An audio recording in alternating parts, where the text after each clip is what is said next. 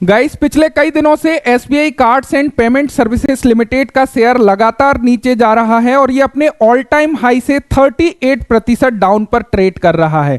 क्या ये एक साइलेंट मल्टीबैगर बन सकता है? इसमें क्या अपॉर्चुनिटी नजर आती है? साथ ही साथ आरबीआई के एक न्यूज का काफी ज्यादा इंपैक्ट इसके ऊपर पड़ा, जो रिसेंट आरबीआई ने एक न्यूज दी थी जिसमें आरबीआई ने रिस्क वेटेज को 25% इंक्रीज किया था अनसिक्योर्ड लोन के ऊपर। अब यहां पर यदि हम लोग एसबीआई कार्ड की बात करें, ये टोटली अनसिक्योर्ड लोन प्रोवाइड कराता है। सबसे पहले सिक्योर्ड लोन और अनसिक्योर्ड लोन को समझ लेते हैं।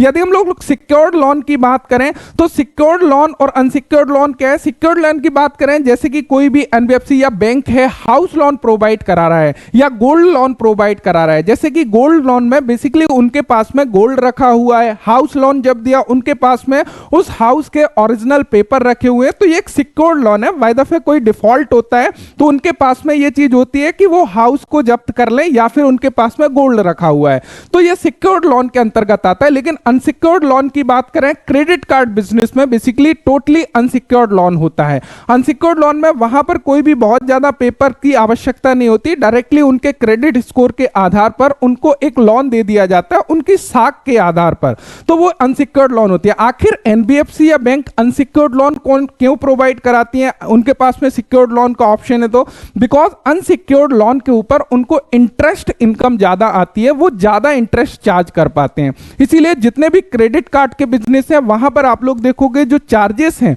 वो काफी ज्यादा होते हैं, यानी कि जो इंटरेस्ट रेट है वो भी काफी ज्यादा होता है, तो यहां से वो ज्यादा मुनाफा कमा पाती हैं।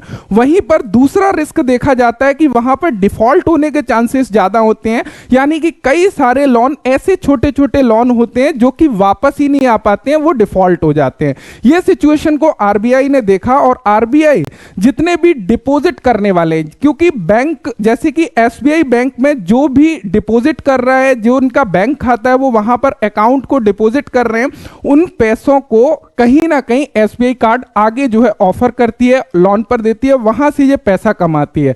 तो आरबीआई ये बहुत केयरफुल तरीके से देखता है कहीं ना कहीं जो नॉर्मल पब्लिक है जिनका पैसा बैंक में रखा हुआ है उनके साथ में कोई भी रिस्क ना हो। अभी रिसेंटली उन्होंने फोकस किया कि काफी ज्यादा अनसिक्योर्ड लोन बांटे जा रहे हैं एनबीएफसी के द्वारा, बैंक के द्वारा, तो उसके ऊपर कैसे कंट्रोल किया जाए, तो उन्होंने यहां पर रिस्क वेट को 25% बढ़ाया। इसका मतलब क्या है? बेसिकली इसका मतलब यह है कि जितना भी लोन वो प्रोवाइड कर रहे हैं उस प्रतिशत एटलीस्ट उनके पास में होना चाहिए उनका खुद का पैसा, ताकि यदि कोई भी लोन डिफॉल्ट होता है तो वो वहां से ले जाकर जिनका पैसा डिपॉजिट हुआ है बैंक में एटलीस्ट उनको दे सकें, क्योंकि वो तो एक सिक्योरिटी के लिए बैंक के ऊपर भरोसा करके उस पैसे को रखा है। यदि उनका पैसा डूबता है तो पब्लिक का बैंक के ऊपर से भरोसा उठ जाएगा, ऐसा आरबीआई कभी भी नहीं चाहता है, राइट। तो ये सिचुएशन हुई। क्या ये परमानेंट है? जी नहीं। यदि इसके क्वार्टरली प्रॉफिट देखेंगे काफी अच्छा है, ये एक दो क्वार्टर की बात है, देन कंपनी का खुद का प्रॉफिट हो जाएगा, वो एक जो है अपना रिस्क वेट के रूप में रखा रहेगा, देन आगे कंपनी लगातार सेल जो है बढ़ा पाएगी। इसका इंपैक्ट डेफिनेटली शॉर्ट टर्म में पड़ा है और उसका असर हम लोगों को शेयर प्राइस के ऊपर भी देखने को मिला है, तो ये चीज नजर आ गई। यही रीजन है, यदि हम लोग टेक्निकल में देखें तो इसका चार्ट आप लोग देखोगे अभी लगभग 700 के आसपास हमारा स्टॉक ट्रेड कर रहा है, 718 के आसपास, और इसका जो ऑल टाइम हाई है वह 1163 रुपए के आसपास था। अभी हम लोग देखते हैं इसके थोड़े से फाइनेंशियल, उसके बाद में इसके चार्ट के ऊपर थोड़ा सा नजर डालेंगे कि एग्जैक्टली ये चार्ट के ऊपर हम लोगों को क्या शो कर रहा है, यहां पर भी हम लोग चीजों को समझने का ट्राई करेंगे। अब गाइस, यदि हम लोग SBI card and payment services limited के फाइनेंशियल की बात करें तो सबसे मोस्ट इंपॉर्टेंट है इसके वैल्यूएशन को थोड़ा सा समझना। यदि मार्केट कैपिटलाइजेशन की हम बात करें 68,000 करोड़ के आसपास है, इसका करंट स्टॉक का पी 29 चल रहा है। यदि हम लोग इसके एवरेज पीए देखते हैं, 5 ईयर का एवरेज पी रेशो की बात करें, वो हमारा लगभग 57 रुपीस के आसपास निकल के आता है। हम लोग बोल सकते हैं कि इसका जो करंट पी ही है उसके मीडियम पी से हाफ पर ट्रेड कर रहा है, तो ये अंडर वैल्यू हम लोगों को क्लियरली नजर आ रहा है। उसके अलावा यदि हम लोग इसके क्वार्टरली रिजल्ट को हम लोग देखें तो यहां पर आप लोग रेवेन्यू देखोगे तो हाईएस्ट एवर रेवेन्यू पोस्ट कर रहा है। यदि हम लोग प्रॉफिट को देखते हैं, नेट प्रॉफिट भी लगभग हाईएस्ट एवर नजर आ रहा है। तो जब यहां पर प्रॉफिटेबिलिटी लगातार बढ़ रही है, अपने रेवेन्यू रेवेन्यू को जो लगातार बढ़ा पा रहा है, लेकिन स्टॉक प्राइस अपने ऑल टाइम हाई से लगभग 40% डाउन नजर आ रहा है। तो यहां पर हम लोगों को एक डेफिनेटली अपॉर्चुनिटी नजर आती है। उसके अलावा थोड़ा सा यदि हम लोग यहां पर प्रॉफिट लॉस स्टेटमेंट में देखें तो यहां पर 2013 में जो यहां पर रेवेन्यू 1000 करोड़ था वो अभी 16,000 15 टाइम ऑलरेडी हो चुका है। यदि हम लोग नेट प्रॉफिट की बात करें 136 करोड़ था, वो लगभग 2342 करोड़ हो चुका है। यहां पर लगातार कंसिस्टेंटली ग्रोथ हम लोगों को नजर आ रही है। सबसे इंपॉर्टेंट चीज, क्या ये जो हमारा बिजनेस है उसमें हम लोगों को आगे ग्रोथ नजर आ रही है, आगे स्कोप नजर आ रहा है, आगे ये रेवेन्यू को बढ़ा पाएगा या नहीं बढ़ा पाएगा, उसके ऊपर भी क्वेश्चन मार्क डेफिनेटली आना चाहिए। तो उसके ऊपर हम थोड़ा सा डेटा देखते हैं, उसके बाद में अगेन दोबारा से हम वहां पर वापस करेंगे। सबसे पहले यदि हम लोग यहां पर देखें the number of credit card user in India in 2019 only 52 million user थे क्रेडिट कार्ड के। वहीं पर यदि हम लोग 2023 का डेटा देखते हैं 92 मिलियन और 2024 में 120 मिलियन क्रेडिट कार्ड यूजर की संख्या, यानी कि यहां पर हम बोल सकते हैं कि एवरी 3 ईयर में क्रेडिट कार्ड यूज करने वालों की संख्या डबल हो रही है। तो यहां पर 33% की growth every year credit card user में आ रही है। तो यहां पर इसका फायदा डेफिनेटली क्रेडिट कार्ड कंपनी को होने वाला है। अब यदि हम लोग इसको यूएस से कंपेयर करते हैं तो यहां पर डेटा के अकॉर्डिंग हम देखते हैं at there are only about 3 credit card for every 100 people, यानी कि इंडिया में 100 लोगों में से ओनली 3 पीपल ही क्रेडिट कार्ड का यूज करते हैं। उसी को कंपेयर करें यूएस से तो वो डेटा आता है 32 कार्ड का, यानी कि एवरी 100 पीपल में 32 लोग ऐसे हैं जो क्रेडिट कार्ड का यूज करते हैं। यह संख्या इंडिया में भी काफी तेजी से बढ़ रही है, जैसा कि हम लोगों को डेटा बता रहा है। तो इसका डायरेक्टली असर कहां पर होने वाला है? क्रेडिट कार्ड कंपनी की प्रॉफिटेबिलिटी पर होने वाला है।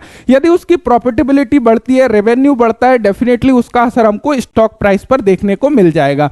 अब थोड़ा सा हम लोग बैक चलते हैं इसके इन्वेस्टर में, जहां पर हम लोग इन्वेस्टर को थोड़ा सा समझते हैं। अब गाइस हम लोग इसके इन्वेस्टर में जाते हैं और यहां पर थोड़ा सा चीजों को समझिएगा। प्रमोटर होल्डिंग की यदि हम लोग बात करें, यहां पर टोटल प्रमोटर होल्डिंग है 68.75%। वहीं पर यदि एफआईआई की होल्डिंग की बात करें 9.35% एंड डीआईआई की बात करें 16.27%। पब्लिक के पास में ओनली कितनी होल्डिंग है? लगभग 5% होल्डिंग पब्लिक के पास में है। तो हम लोग बोल सकते हैं कि 95% होल्डिंग किसके पास में? प्रमोटर, एफआईआई एंड डीआईआई के हाथ में है, बिग हैंड में है। अब यहां पर थोड़ा सा चीजों को समझिएगा। अभी हमारे स्टॉक का मार्केट कैपिटलाइजेशन कितना है? 68,304 करोड़। और यहां पर यदि हम लोग चार्ट पर चलते हैं, सितंबर 2021 में इसने हाई लगाया था 1163 करोड़ का और वहां से ये डाउन होकर लगभग 38% डाउन है। तो यहां पर यदि हम लोग देखें कि यदि ये स्टॉक हमारा ऑल टाइम हाई पर जब था सितंबर 2021 में, यानी कि 64% अप जब ये स्टॉक था, उस टाइम हमारे कंपनी की जो मार्केट कैपिटलाइजेशन है वो लगभग कितनी थी? 1 लाख करोड़ के ऊपर, क्योंकि 68,000 करोड़ को यदि 60% से अप कर दें तो वहां पर आप लोग सोच सकते हो कि ये स्टॉक प्राइस जब इतना नीचे आया है तो यहां पर जो एफआईआई है या डीआईआई है या प्रमोटर है वह कितने पैसे से गरीब हो गए हैं। यदि हम लोग देखें लगभग 40,000 करोड़ रुपए उन्होंने खोया है। तो क्या वो चुपचाप बैठे रहेंगे? बिल्कुल भी ऐसा नहीं हो सकता है। यहां पे प्रमोटर भी काम कर रहे हैं, सारी चीजें बहुत बढ़िया तरीके से चल रही है, नेट प्रॉफिटेबिलिटी भी आगे बढ़ रही है, रेवेन्यू बढ़ रहा है, सारी चीजें बहुत अच्छी चल रही हैं। लेकिन स्टॉक प्राइस हमेशा ऐसा नहीं होता है कि प्रॉफिटेबिलिटी ऑल टाइम हाई पर है तो हमारा स्टॉक प्राइस भी ऑल टाइम हाई पर हो शॉर्ट टाइम में। लेकिन यदि उसी को लॉन्ग टर्म में देखने लगे तो डेफिनेटली ये आपस में कोरिलेट कर जाती हैं। लेकिन ये प्रमोटर को पता है, एफआईआई को पता है, डीआईआई को पता है, इसीलिए वो अपनी प्रमोटर होल्डिंग को निकाल नहीं रहे हैं या फिर सेल नहीं कर रहे हैं, जबकि इंक्रीज कर रहे हैं, क्योंकि वो इस चीज को भली भांति समझते हैं। लेकिन रिटेल पब्लिक इस चीज को नहीं समझती है। जैसे ही उनके खरीद प्राइस से स्टॉक प्राइस 5% डाउन आता है, उसके माइंड में अपने एनालिसिस के ऊपर क्वेश्चन मार्क आने लगता है और वो सोचता है क्या मैं इस स्टॉक को सेल कर दूं। अब यहां पर थोड़ा सा चीजों को समझते हैं, हम लोग टेक्निकल के ऊपर चलते हैं। यहां पर हम लोगों को क्या चीजें नजर आ रही हैं, अब टेक्निकल थोड़ा सा समझिएगा। बहुत ही इंपॉर्टेंट चीज आप लोगों को नजर आएगा, सबसे महत्वपूर्ण डेटा यहां पर हम लोगों को देखने को मिलेगा।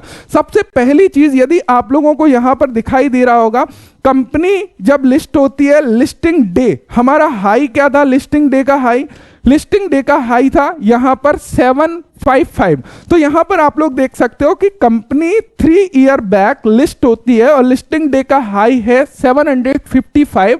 आज की डेट में स्टॉक प्राइस अपने लिस्टिंग डे हाई से भी नीचे ट्रेड कर रहा है और कंपनी वहां बढ़ चुकी है, उसकी नेट प्रॉफिट रेवेन्यू बढ़ चुका है। तो यहां पर एक चीज सोचिएगा। दूसरा डेटा यहां पर यदि हम लोग टेक्निकल चार्ट के ऊपर देखने लगे तो यहां पर एक बहुत ही इंपॉर्टेंट सपोर्ट हम लोगों को नजर आ रही है। यदि आप लोग ध्यान से देखोगे बार बार इस सपोर्ट से प्राइस ने बाउंस बैक किया है। Probability is very much high कि सारे फैक्टर यहां पर काम कर रहे हैं तो यहां से बाउंस बैक करें। अब एक बहुत इंपॉर्टेंट पैटर्न भी यहां पर क्लियर कट नजर आ रहा है, उसको समझिएगा बहुत ही ध्यानपूर्वक। सबसे पहले यदि हम लोग यहां पर देखते हैं तो एक ट्रेंड लाइन हम लोगों को यहां पर क्लियरली नजर आ रही है। यदि हम लोग यहां से यहां तक एक ट्रेंड लाइन को बनाते हैं तो ट्रेंड लाइन में हम लोगों को ब्रेकआउट कहां पर देखने को मिला? यदि हम लोग ब्रेकआउट देखें तो यहां पर हम लोगों को ब्रेकआउट देखने को मिला। इसका टारगेट हमारा क्या निकल के आया? ये यहां पर इसने टारगेट दिया। सबसे पहले इस टारगेट को समझते हैं कि भैया आखिर ये टारगेट था कितना? क्या ये छोटा मोटा टारगेट था या काफी अच्छा टारगेट था? यदि आप लोग यहां तक देखने लगो 30% का टारगेट हमारा ये था।